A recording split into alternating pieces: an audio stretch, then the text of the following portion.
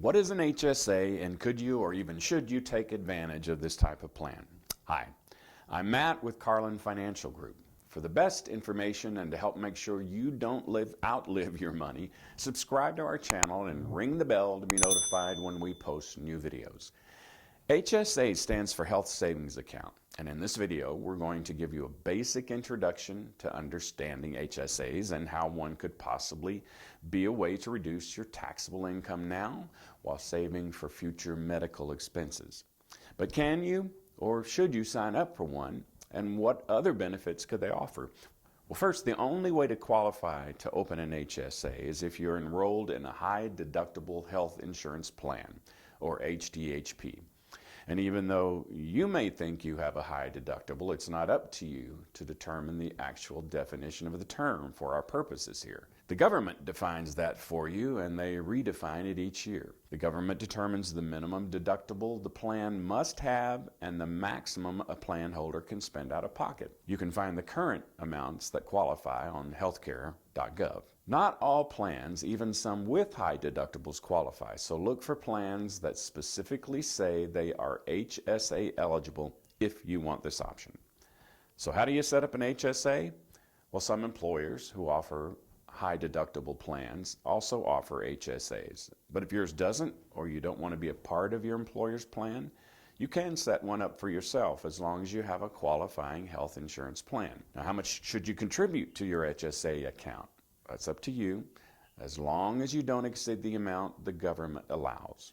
If your HSA is set up through your employer, you can normally make automatic pre-tax contributions directly from your check. You'll likely get a debit card or checks that will be linked to the balance of funds in your HSA, and you can use those funds to pay for eligible medical expenses tax-free. Those expenses could include copays, co-insurance. Premiums are not usually eligible. You likely noticed I mentioned some tax benefits to an HSA just now.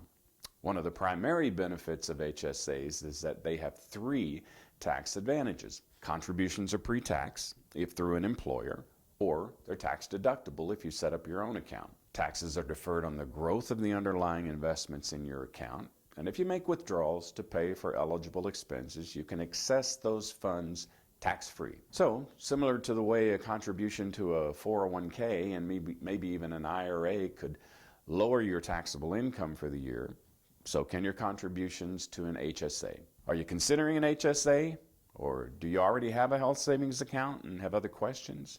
Leave us a comment below. We'll do our best to address it in future videos. Now let's move on to another benefit of an HSA. You have the option of investing that money so that it has the potential to grow for you. The money in your HSA can be invested in stocks, bonds, mutual funds, or other investment tools. Unlike a flexible spending account, a topic we will cover in a future video, the balance of funds left in your HSA can roll over from one year to the next, so you don't have to worry about using it or losing it. And it always stays with you. You own your HSA, not the company you work for.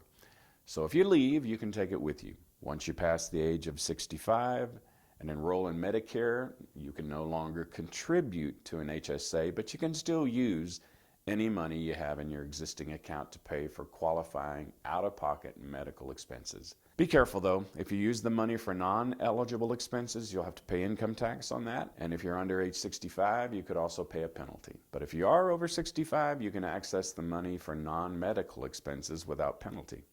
You just have to pay the tax. This is why some people like to think of an HSA as a potential additional tax-deferred retirement account.